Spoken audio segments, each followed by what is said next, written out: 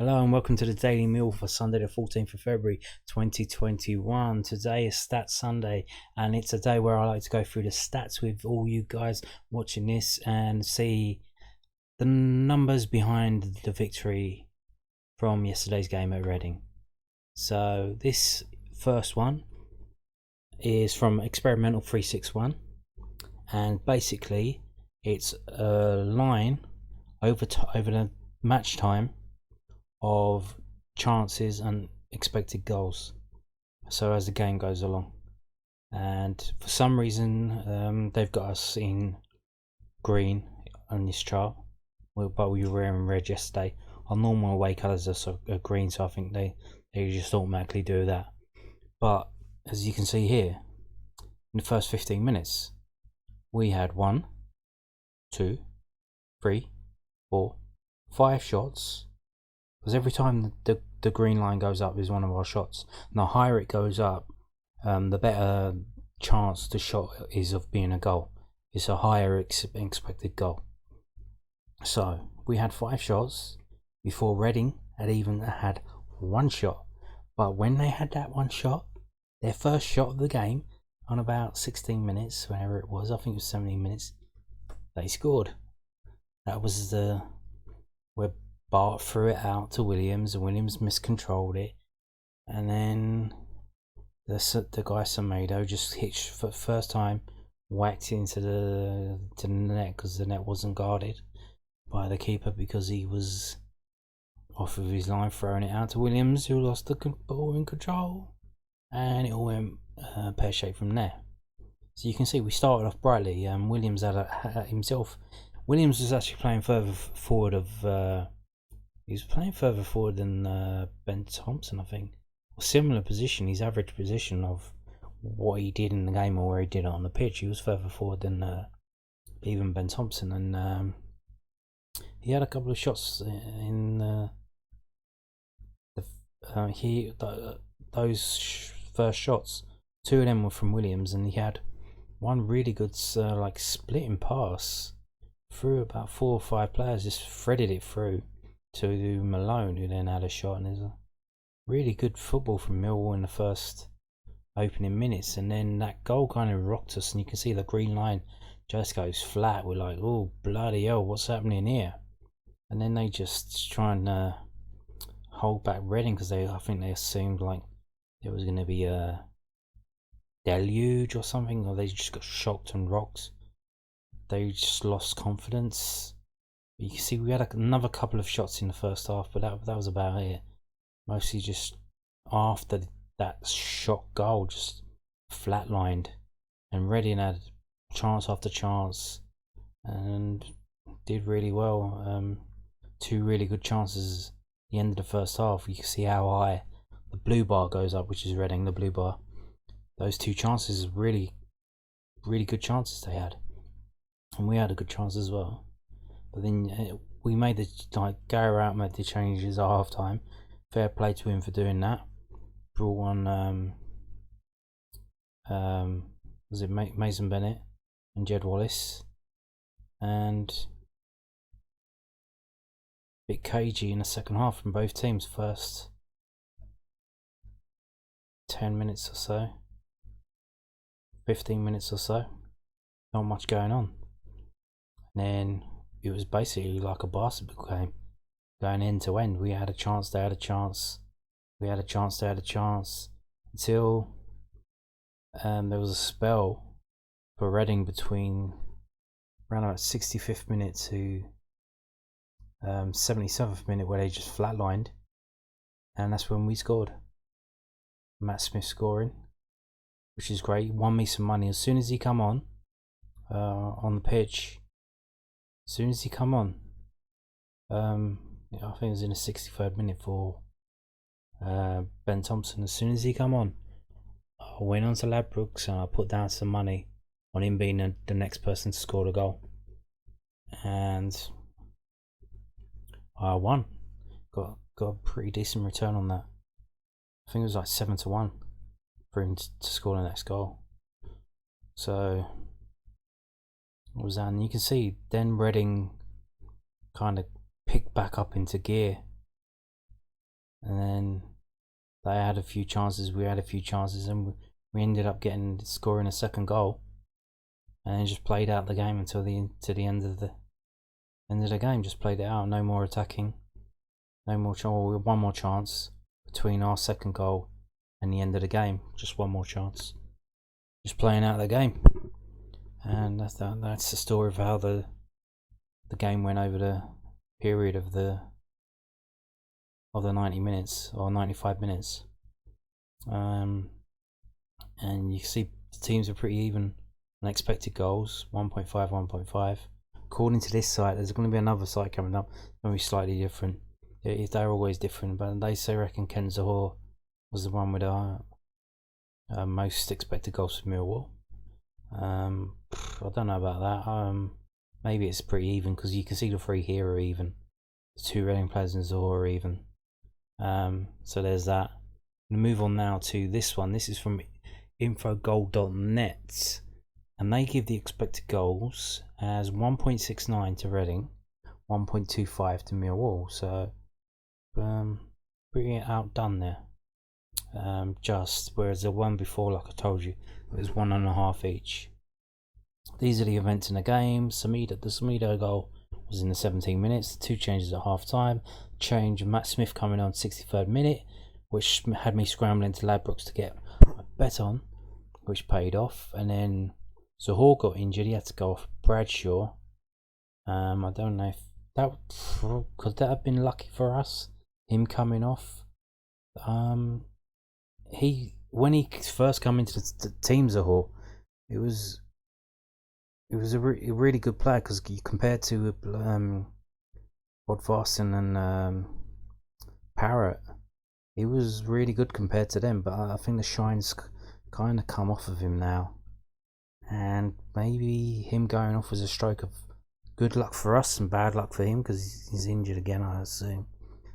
But that might have turned the game in our favour, because 5 minutes later, score the first goal, and 9 minutes after that, score the second goal, and then right at the death, Billy Mitchell comes on for Ryan Woods, and I'll get further into that later on. So that's the events of the game. Let's have a look at the lineup and see what ratings they've given to the players. This is the Reading team. Who have they got there? So Semedo and Jario, highest rating. Millwall players. Let's have a look at that. So this of the starting 11, they have only one player in green, Evans, 7.03. The duds, whoosh, Ryan Woods, 5.18. Ouch. Bodvarsson, 5.53. Yeah, I've probably got to agree with that. George Evans, yeah, he did alright. He didn't really stand out for me, but that's probably a good thing in a defender. The only thing he headed a corner or a cross onto the crossbar in the first half. But apart from that, it didn't really stand out too much. And in the second half, when the formation changed, he got pushed into midfield in a 4-4-2, and he did decent enough there as well. So who did they give? Oh, they give start. That was what I just showed you. There was just starting 11. So I wondered who the star man was, because it wasn't on the Reading team, it wasn't on the Mill team. It's actually Matt Smith, star man, 7.44, which is not bad when you come off the bench, play for 30 minutes and get a goal and man of the match award.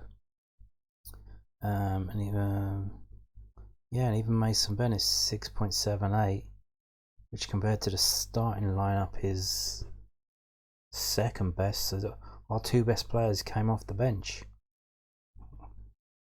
There you go. Anyway, let's have a look now at the stats of the game. Okay, so possession 52-48, attempts 6-4, off target 7-8. So pretty even there. Block shots 4-2, yeah. Goalkeeper saves 4-5, so we weren't outplayed. We did pretty much match them there. Total passes 448 to 365. Completed 330 to 239. We're always outpassed. We played pretty direct. Not a lot of unnecessary passes from Millwall, which we like to see. If they do that in any type of crowd, crowd gets on their back. We don't want to see that. Corners 4-5, offsides 1-0, fouls 8-17. Yeah, wow, that's surprising because the ref did let the game flow a lot. Was it really that high? 8-17. Jeez, it didn't feel like that watching the game. Yellow cards 0-2. Okay, there's that. Oh, I missed the map. Oh, hang on. Oh. Let me go back. Sorry about that. The maps. So these info goals on there, they chart out the expected goals on the map. You can see Reading had some really good chances. They hit the bar. Bart made a couple of good saves. They had 1, 2, 3, probably 4 decent chances.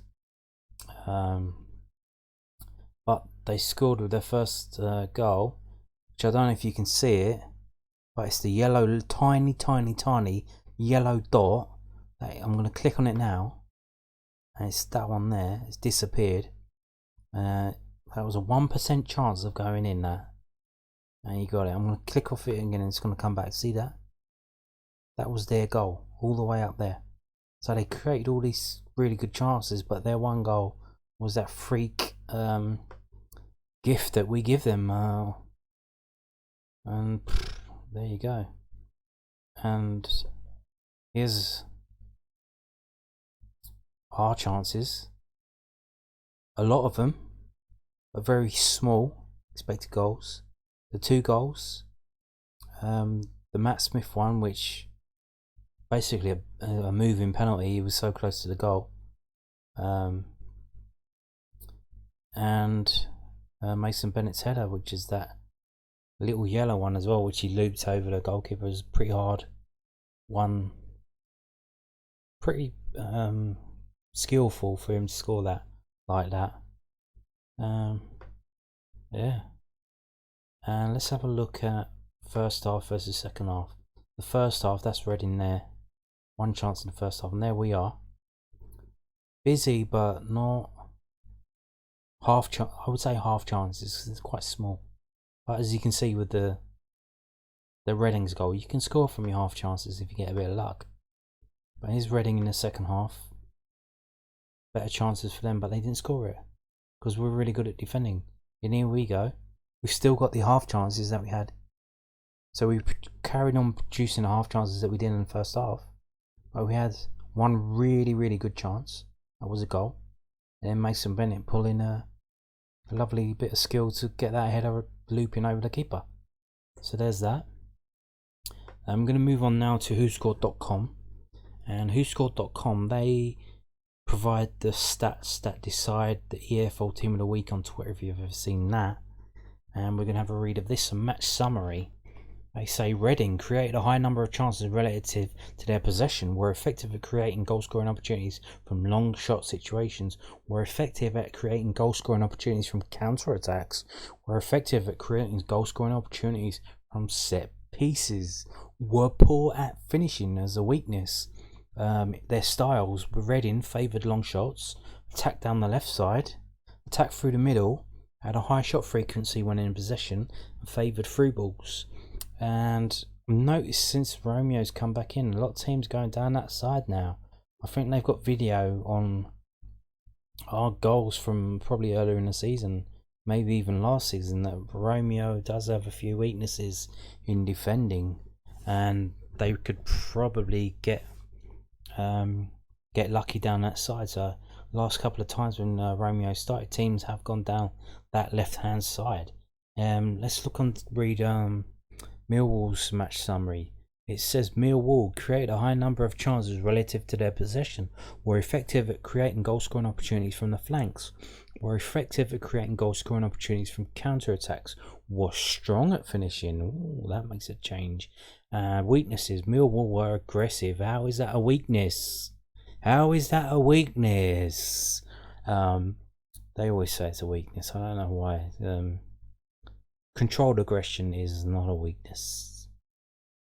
Then they also say committed a high number of individual errors. Yep, one led to their goal. And it says Millwall styles attack through the middle at a high shot frequency when in possession, favoured crossing the ball. And yes, and we love to see it. It's really turned around. Here they say attempts 17 to Reading, 15 Millwall, 10 to 9 open play, 6 to 5 set piece, 1 counter attack each. And you can see down here conversion rate for Millwall 13%, which is a lot better. If you've seen when I first started in my videos, it was as low as 6%, which is what Reading got today. So if you can keep teams down to 5% conversion rate, you have a chance of winning the game. There you go. Looking at that little the little pitch there, the player positions, the average, you can see where Williams is number 6. He's almost as far as Thompson, and Ryan Wood's number 19, playing deep. I don't know why he's playing deep. He cannot tackle to save his life. Why is he the deep player? I don't know. I don't know. Anyway, 28 is George Evans. So basically, Romeo actually defending a lot more this game. Press back, I assume, from Reading going down that right hand side. But you can see Reading, they basically had a front three all tightly knit. Then they had 3 players on the left, so they were trying to get down that left hand side and then switch it to the middle. But their right flank was trying to 4 on 29 for Reading, were trying to defend against Scott Malone, pushing down that wing. So that's pretty interesting. Anyway, let's move on now to the same website, whoscored.com. If you look at the top near the badges, you can see the average player rating for all the players. 6.52 for Reading, 6.73 for Millwall. We were better than them. But they have given man of the match to Semedo for Reading, 8.1. Gave him man of the match. But Millwall's best player, so I'm just looking, it's George Evans 7.9. Smith got 7.5. What did Bennett? 7.6. So they give the best Millwall players 7.9 Evans, 7.6 Bennett, 7.5 Smith. Yeah, I would agree with that. Lowest ratings, Bodvarsson, Williams, Woods 5.9. And here's a shocker. Look at Woods. Woods got 5.9. He come off on the 97nd minute for Mitchell, and Mitchell got a higher rating than Woods. So what did he do? What did Billy Mitchell do in 2 minutes that got him a higher rating than Ryan Woods? Maybe it's just a statistical anomaly. If he had one pass and completed it, it was 100%. If he had one tackle, like in 2 minutes, maybe it just bumped his numbers up. But that's when you get things like that, where the player coming off the bench does better than the players on the pitch, then it's indicative of the poor quality of the players on the pitch at the start. So, and like I said, 2 of our better players, Smith and Bennett, come off the bench. So maybe we should start them. I don't know. Maybe can they only do it off the bench? Anyway, let's get into it more. Let's have a look at total shots. So 17 to 15 to Reading. And let's flip this back. Oh, Billy Mitchell had a shot when he come on. Okay, so spread around the team pretty much. Yeah, Bodvarsson not a shot.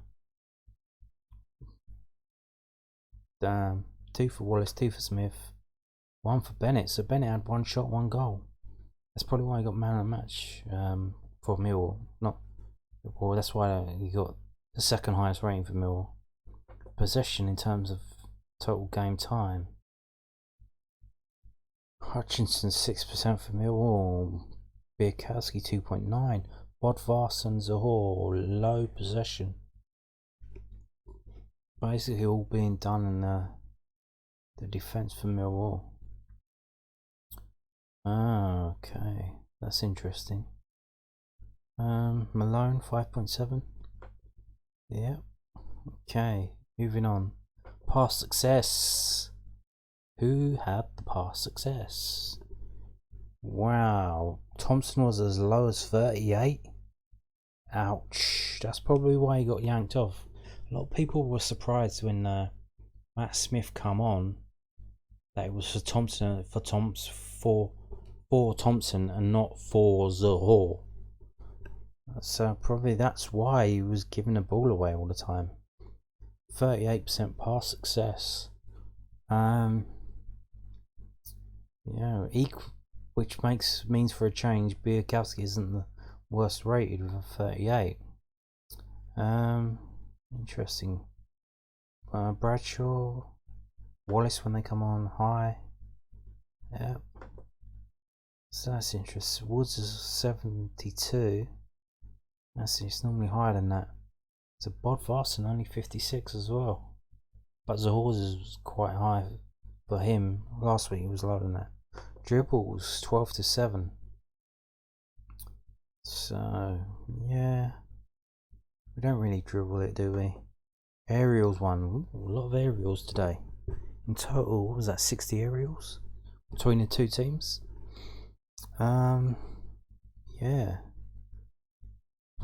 So for Reading, Morrison 8, Semedo 5, McIntyre 6. So we were probably getting done in the aerials in the first half because of Bodvarsson and Zahor. One really compare Morrison and McIntyre to Zahor and Bodvarsson. 6 and 8 to 3 and 2. That probably did not help our cause. That's probably why Matt Smith got the call to come on, and he won 5 aerials when he come on. But the most again for me always Kupo with 8. He always does really well in that, and even Biakowski won an aerial. I think he punched one, didn't he? Tackles, yeah, we did the most tackles. 8 to 18. Getting stuck in. Who got stuck in? Evans and Romeo, yeah, because they were coming down that left hand side. I think maybe because Evans was new, or they've got video on Romeo and the mistakes he's made in the past. But yeah, they were coming down that left hand side. But Romeo and Evans were taking the ball off of them. Corners, who took the corners? Yeah, Malone took all the corners. Dispossessed. Smith dispossessed once. Wallace twice, and Bodvarsson once. But Ejario 5. So was that Romeo and Evans ganging up on him, taking the ball off of him? Pretty decent there then. Let's move on. Last but not least, player stats. It was all basically what we've just seen, but laid out in a non-graphical format. But there's a few extra things there that you get to see that I like to have a look through. Let's have the rating pulled up for Millwall. So yeah, George Evans, Millwall's man of the match, not the game man of the match, 7.93. Bennett Smith, the 2 subs, 7.56, 7.47. Let's go down and look at Billy Mitchell compared to Ryan Woods. What did he do to get? Don't know. He had. Billy Mitchell had 1 shot, 1 touch, and that got him a higher rating than Ryan Woods. Jeez. 5.98 to 5.91. Okay, and Billy Mitchell nearly got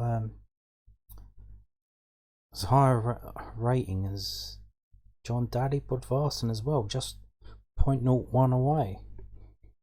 Jesus. Maybe if you got him on earlier, might have done even better. Okay. It's really good to see Billy Mitchell back, even though it was only for 2 minutes, but I don't know. Let's see.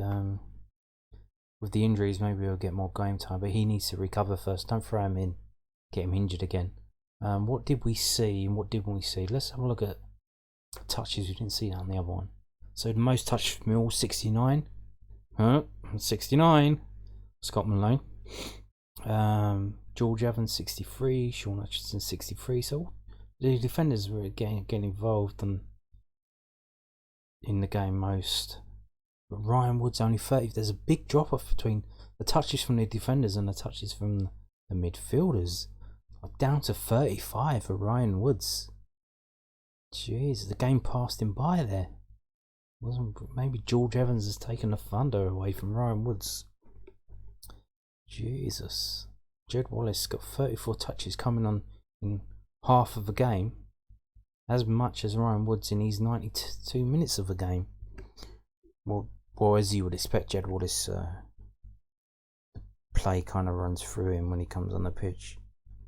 Yeah, damn. So carrying on, touches, yeah. So,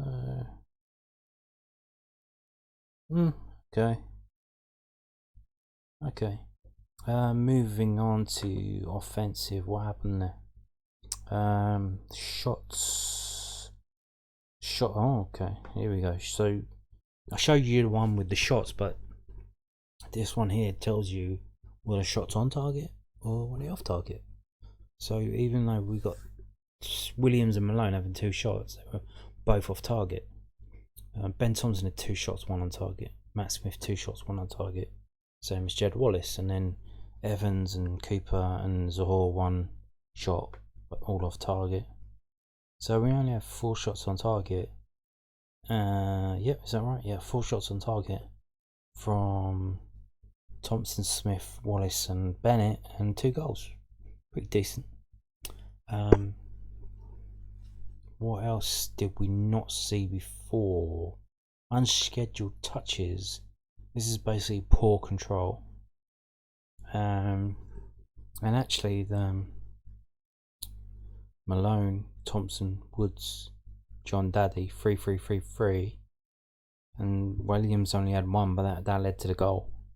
I think that's that one. Yeah, so there's that. Moving on to defence. Clearances, we didn't see that on the other one. Hutchinson 5, Cooper 5, Evans 3, Romeo 2, Biakowski 1. Yeah, the defence was pretty decent yesterday. Pretty decent. Block shots. Who blocked the shots? George Evans 2 block shots. Sean Hutchinson 1, Cooper 1. Yeah, pretty decent defending from everyone. This one I like to look at. Passes, number of passes. Hutchinson 51, Cooper 45. Yeah, so the defences did the most passing, had the most touches. 51 Hutch, down to 32 Romeo, and then 29 for Ryan Woods. But the accuracy not there. So were they long balls that the defence did? They were doing a few more long balls in the second half because their accuracy is quite low. Scott Malone 38 passes, 60.5% accuracy. So actually, you would think, what was it, Romeo, the best one, 32 passes but 71.9% accuracy. Or Jed Wallace at 16. Not a lot, but 81% accurate. So there's that. Crosses compared to accurate crosses. So that means corners as well, which is why Scott Malone's up there. So 11 crosses for Scott Malone, only 4 were accurate. That means they were accurate, but they got to another Millwall player. Ben Thompson 1-on-1. Marlon Romeo 2-2. 100% of his crosses were accurate. Jed Wallace 4-2, so 50%. And last but not least, long balls. Actually, whoa, jeez. Hutchinson had more long balls, but only 8 accurate, which is more than a keeper. Bart is usually number 1, but he did throw it out a couple of times. Of course, he threw it out for that goal. So 12 and 4 for Biakowski. 11 and 4 for Jake Cooper. 10 and 4 for George Evans. So who was the best there? Jed Wallace again. 5 long balls, 4 accurate. That's pretty decent. So that's basically the whole game rounded up there. It was a pretty decent defensive performance, and the attacking players who came off the bench changed the game and won it. And I'm glad it happened, because it won me some money when Matt Smith come on. We move on now to 4 games in a row that are highly winnable: Birmingham, Wycombe, Luton and Barnsley. And the first one is Birmingham on Wednesday, so let's go. Gary Rowett, you know Birmingham. Let's go. Another 3 points, please. That's it. Video's done. Bye bye.